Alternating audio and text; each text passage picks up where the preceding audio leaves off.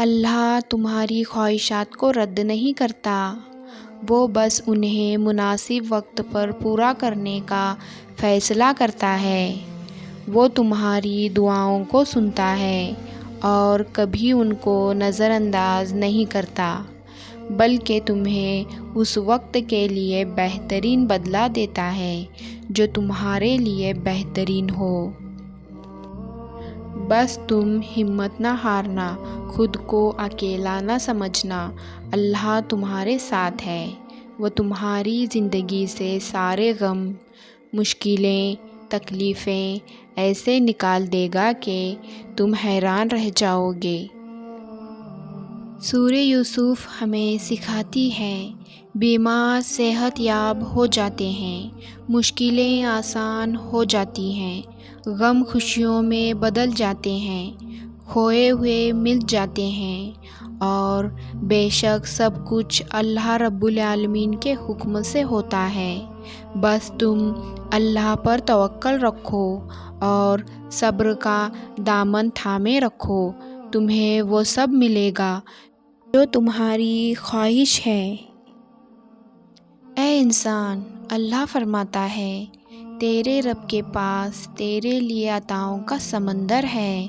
تمہارے یہ ضبط کے آنسو کا ایک ہی قطرہ اس رب کی رحمت کے سمندر میں شور مچا دیتا ہے اور اس چیز کو بھی کھینچ لے آتا ہے جو تمہارے مقدر کا حصہ نہیں ہوتی، کیونکہ جن راستوں کا سفر تکلیف دہ ہو اس کا اختتام ہمیشہ حسین ہوا کرتا ہے۔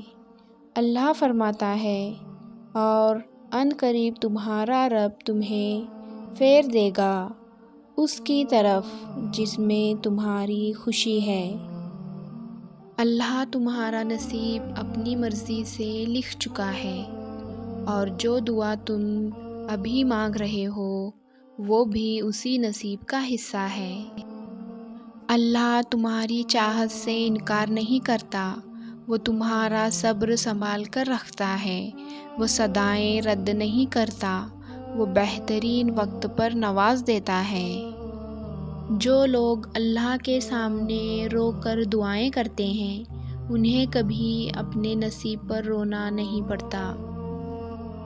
اگر تم تھوڑی سی آزمائش سے ڈر کر اپنا یقین ہار کر بیٹھ جاؤ گے تو وہ تمہاری دعائیں کیسے قبول ہوں گی؟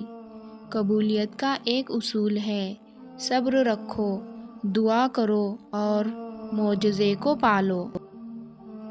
اور جب توکل کرو تو یہ مت سوچو کہ جو مانگا ہے وہ ملے گا کیسے، بلکہ انتظار کرو کہ جو مانگا ہے وہ ہر حال میں ملے گا۔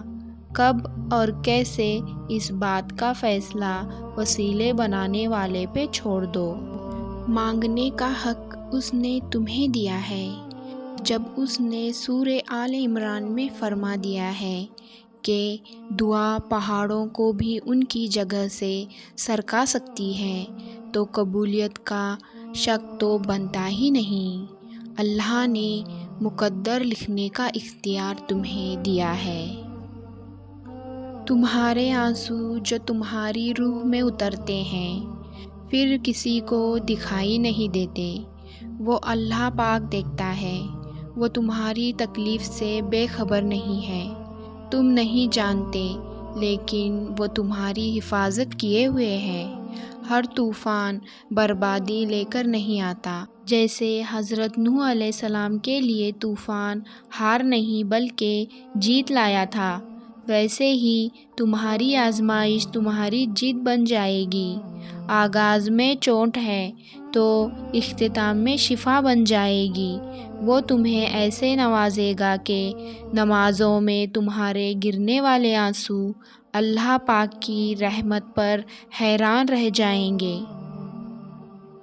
کبھی کبھی انسان کا یقین اتنا زیادہ ہوتا ہے کہ سب کچھ ختم ہونے کے بعد بھی وہ اللہ کی طرف سے ہونے والے کسی معجزے کے انتظار میں ہوتا ہے۔ وہ چنتا انہی کو ہے جن کو وہ خاص کرنا چاہتا ہے۔ پھر غم کس بات کا یہ بات بھی کتنا سکون دیتی ہے کہ ہمیں روتے ہوئے کوئی اور نہیں بلکہ ہمارا خالق دیکھ رہا ہے۔ کیا پتہ تمہاری زندگی میں معجزے بس ایک دعا کے منتظر ہو، کیا پتہ کہ اب تمہاری چاہی ہوئی چیز بس ایک قدم کے فاصلے پر ہو۔ اللہ کبھی تمہارا صبر، یہ آنسو اور تکلیف ضائع نہیں کرے گا۔